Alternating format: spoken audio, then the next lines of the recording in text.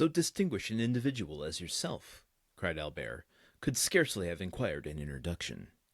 You are most kind, but as regards myself, I can find no merit I possess, save that, as a millionaire, I might have become a partner in the speculations of Monsieur Aguado and Monsieur Rothschild.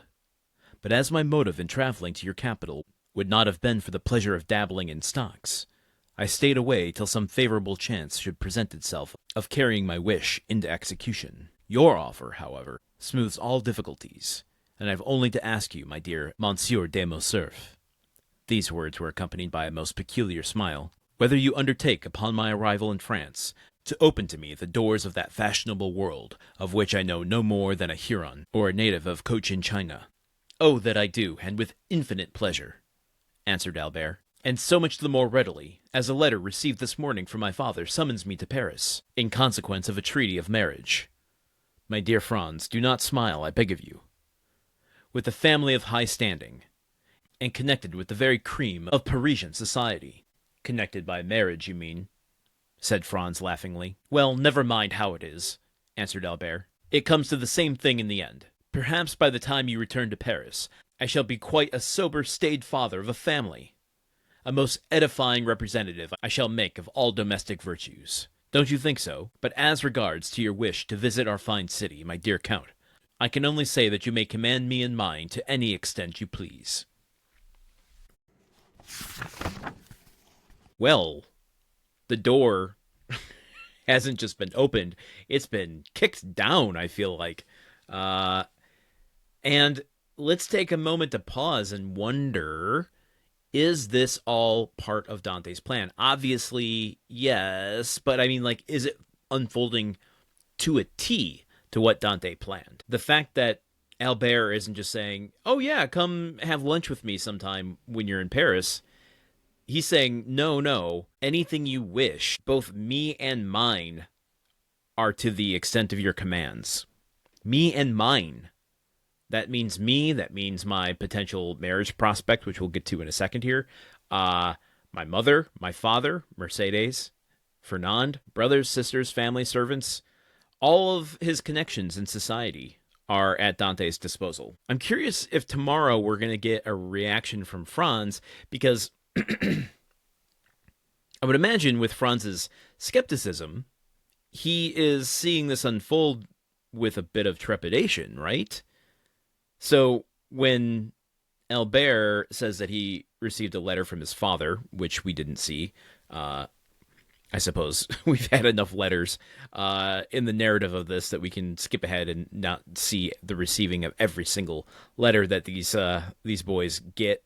But a letter from his father's asking him to go back to Paris because there's a potential arranged marriage on the books. And Albert saying, "Franz, don't smile, don't laugh at this, I beg of you." And Franz does kind of laugh and is good-humored about it. Does that mean that Franz is let down his skepticism after witnessing what the Count did for Albert? Or is this a performance of Franz's for Dante's sake? You know, I feel like in the past on this show, there have been moments where I'm like, I don't know where this is heading, and I don't know what to latch onto. And then something will happen and be like, hell yeah, here we go. Something big's about to happen.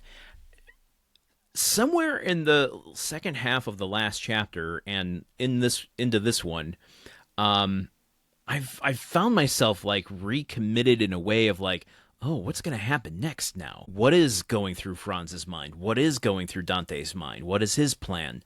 How is Franz going to react to this? How is Albert oblivious to all of this stuff? It does feel like Dumas is arranging chess pieces now. And pretty soon, Dante is going to think he has checkmate. But does he really? I think that Franz poses a big variable in Dante's plan here. I don't know what his whole purpose of engaging Franz is in the first place on the island of Monte Cristo, but now it's something he has to account for. To what extent and through what point of no return is Franz going to be someone who steps in to mess up Dante's plans? All right, it's been a few episodes since I've pulled out the trusty old bio. Let's see what else we have to learn about Alexandre Dumas, shall we? Okay, where did we leave off? We talked about roots. We talked about mother and son. I'm going to skip over the next earmark I have because it's a lot of the same stuff. I probably should have included it last time very briefly. This is talking about the moment that actually appears in this book about the restoration of the Bourbon monarchy after the fall of Napoleon.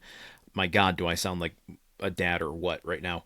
And that it posed a dilemma for Alexandre in deciding what name he would assume. Again, this is all playing on the idea of the Dumas legacy and name, which having that legacy opens doors for him in some avenues, but also it directly brands him as the son of one of Napoleon's generals.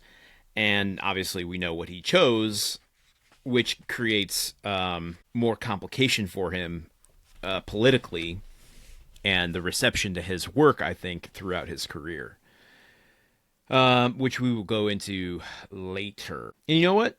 I am going to keep it at that today. I thought I'd do a little bit more, but the next one requires a bit more context that we don't have time for today. So look forward to that. I will bring it up soon. Remind me it's the pink Post-it note sticking out, not the red one, so that I don't lose my place. Got that? Cool. Looking forward to you reminding me. Until then, okay, goodbye.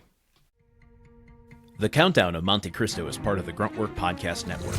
This show is produced, edited, and hosted by Landon Solano. The original text of The Count of Monte Cristo by Alexandre Dumas. Theme song by Magic Solo.